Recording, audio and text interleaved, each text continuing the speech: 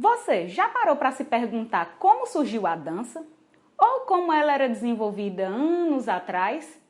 Pois é, galera, não sai daí que hoje eu vou trazer fatos históricos.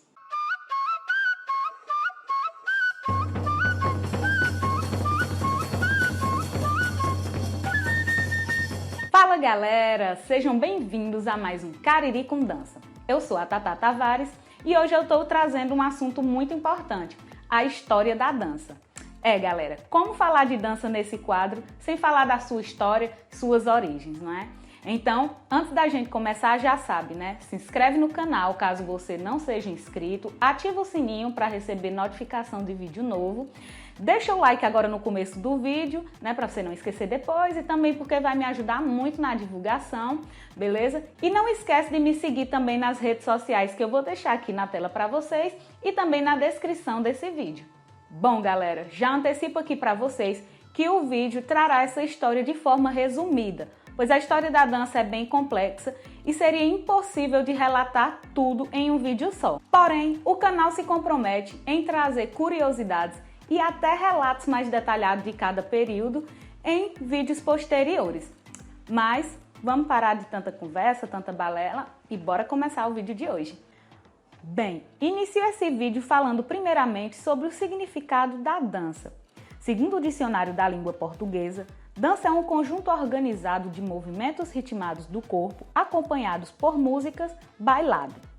Mas não podemos limitar o conceito de dança apenas a isso. Afinal, não é somente através de som de uma música que se pode dançar, pois os movimentos podem acontecer independente do som que se ouve e até mesmo sem ele. De acordo com a arte educadora e artista visual Laura Aidar, a dança é uma linguagem expressiva que utiliza os movimentos corporais como ferramenta de elaboração artística e comunicativa. Além disso, é também um meio de entretenimento e muitas vezes de interação social. Assim como outras manifestações da arte, a dança consegue, em alguns casos, transmitir valores culturais de um povo específico, assim como traduzir em gesto uma enorme gama de emoções e sentimentos. Bom, agora que esclarecemos um pouco o conceito do que seria dança, vamos para a história. A dança é uma das expressões artísticas mais antigas e remota à pré-história. Dançava-se pela vida, pela sobrevivência. O homem foi evoluindo e a dança foi possuindo características sagradas. Os gestos eram místicos e acompanhavam os rituais. Podemos considerar que a língua gestual foi uma das primeiras formas de comunicação entre os seres humanos, surgindo até mesmo antes da fala. Acredita-se que essa manifestação despontou juntamente com a primeira expressão musical, pois apesar de uma poder existir separadamente da outra, essas são linguagens que se apoiam. Assim, estimulados pelo som da natureza, das plantas, da batida do coração e demais barulhos, homens e mulheres pré-históricos começaram a movimentar seus corpos com o intuito de comunicação e também espiritual. O homem dançava pela sobrevivência, dançava para a natureza, em busca de mais alimentos, água e também em forma de agradecimento.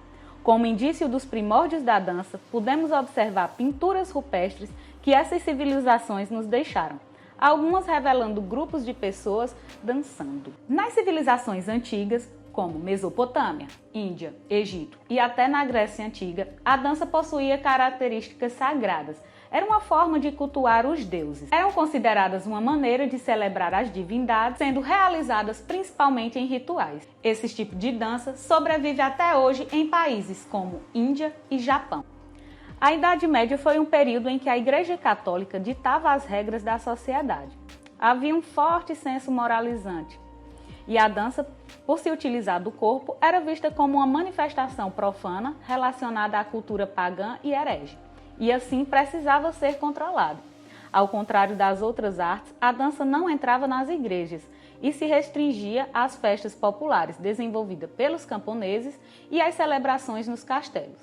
Basicamente, podendo diferenciar dois tipos de dança na Idade Média: em pares, em roda ou formando cadeias. Esse tipo de baile dará origem futuramente às danças de corte e mais tarde ao balé, como os entendemos hoje. Foi no período renascentista que a dança começou a ter mais destaque artisticamente. Essa linguagem, antes rejeitada e vista como herege, ganhava espaço entre a nobreza e passava a se configurar como um símbolo de status social. Assim surgem os profissionais da dança e uma maior sistematização dessa expressão, com grupos de estudos que se dedicavam a criar gestos e movimentos padronizados.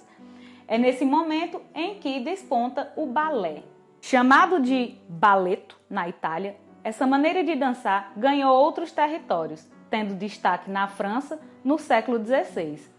Nesse contexto, a dança também envolvia outras linguagens, como o canto, a poesia e a orquestra. No século seguinte, a dança sai dos salões e passa a ser apresentada em palcos, quando surge o espetáculo de dança. Foi em território francês que se consolidou de fato essa dança, sobretudo na corte do rei Luís XIV. O monarca envolveu-se intensamente com o balé, acabando se tornando também um dançarino. Seu apelido, Rei Sol, surgiu depois de uma apresentação no Ballet de la Nuit, em que trajava uma roupa muito chamativa e brilhante, representando o astro-rei. Na corte do Rei Sol, destacava-se o compositor Jean-Baptiste, que escreveu músicas para as coreografias e diretor da Academia Real da Música. Saber dançar tornava-se fundamental na educação dos nobres naquela época. No final do século XVIII, na Áustria e no Império Alemão, surge a valsa. Inicialmente, a dança causa escândalo, pois é a primeira vez que os casais dançam abraçados e de frente para o outro. Este ritmo vai se espalhar por toda a Europa e chega ao Brasil, com a vinda da corte portuguesa. Até hoje, a valsa está presente nos bailes debutantes e também nos de casamento. A época do romantismo, surgida no final do século XVIII, foi muito fértil para a dança clássica na Europa, mais precisamente para o balé. É quando esse tipo de dança se consolida e torna-se uma das expressões artísticas mais representativas do período, transmitindo todos os sentimentos, idealização e tendência a, entre aspas, fugir da realidade, próprio do romantismo. É nessa época que os bailarinos começam a usar sapatilhas, completando a revolução do balé. Um dos espetáculos que mais se destacou na época foi Giselle, interpretado pela primeira vez em 1840, pela Ópera Nacional de Paris. Esse foi o primeiro balé a ser encenado, com todas as bailarinas em sapatilhas de ponta, usadas para dar a sensação de levitação no palco. É importante destacar ainda em que outras partes do mundo ocorriam diferentes manifestações de dança. No entanto, será na corte russa que o balé alcançará o auge da criação artística, com o compositor, vão me desculpando o nome, galera, mas eu vou deixar o nome na tela para vocês, autor de obras como O Lago dos Cisnes e O Quebra-Nozes. No Brasil, por exemplo, em meados do século XIX, estava surgindo entre a população negra escravizada o samba, dança e música com forte influência africana. Podemos chamar de dança moderna um conjunto de expressões que buscava romper com a rigidez das danças clássicas, promovida na virada do século XIX para o século XX. Para isso, diversas técnicas foram elaboradas, a fim de trazer muita fluidez e liberdade ao gesto, investigando a fundo as inquietações e emoções humanas. Mesmo sendo amplo o leque de possibilidades na dança moderna, algumas características são recorrentes. Nela temos a utilização do centro corporal como eixo, ou seja, movimentando o tronco em torções e desencaixes. Há ainda a exploração de movimentos de queda, agachamento ou deitados, o que não era utilizado até então. Foram muitas as pessoas responsáveis por essa nova maneira de criar e apreciar a dança. Uma delas foi a norte-americana Isadora Duncan, considerada precursora da dança moderna. Isadora revolucionou a arte do movimento ao trazer gestos mais flexíveis e emocionais. Além disso, abandonou os trajes rígidos do balé clássico, investindo em vestimentas leves e esvoaçantes e a liberdade dos pés descalços.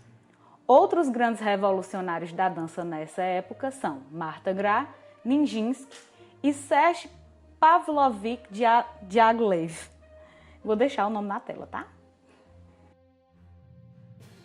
A dança contemporânea surge na década de 60 como uma forma de protesto ou rompimento com a cultura clássica, depois de um período de intensas inovações e experimentações que muitas vezes beirava a total desconstrução da arte. Finalmente, na década de 80, a dança contemporânea começou a se definir, desenvolvendo uma linguagem própria. Os movimentos rompem com os movimentos clássicos e os movimentos da dança moderna.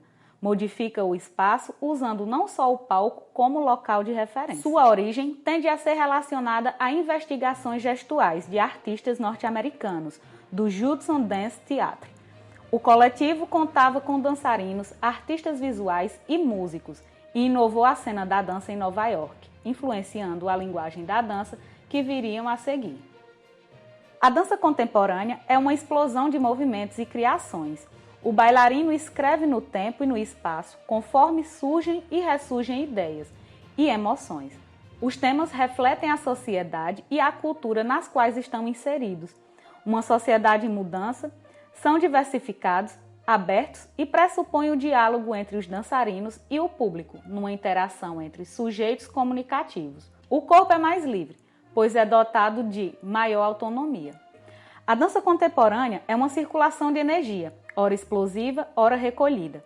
A respiração, a alternância da tensão e do relaxamento é proposto por Martha Graham. O desequilíbrio e o jogo do corpo com a agressividade é proposto por Ralph Furey e De Croix. Esses nomes eu vou deixar todos na tela porque são nomes russos e eu não sei pronunciar.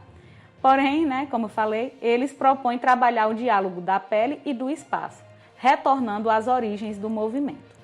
E vale ressaltar que a dança contemporânea não possui uma técnica única estabelecida. Todos os tipos de pessoas podem dançar, podem praticá-la. Galera, vale ressaltar que todas as danças que surgiram após o período contemporâneo também são consideradas danças contemporâneas. Um exemplo bem clássico disso são as danças urbanas. Bom, gente, esse foi o nosso vídeo de hoje. Ele vai ficando por aqui e eu espero que vocês tenham gostado. Peço desculpa pela mudança de cenário. É que eu tive um probleminha técnico com o último vídeo, mas infelizmente é isso aí, vida que segue, Então eu aguardo vocês na próxima quinta-feira com mais um Cariri com Dança.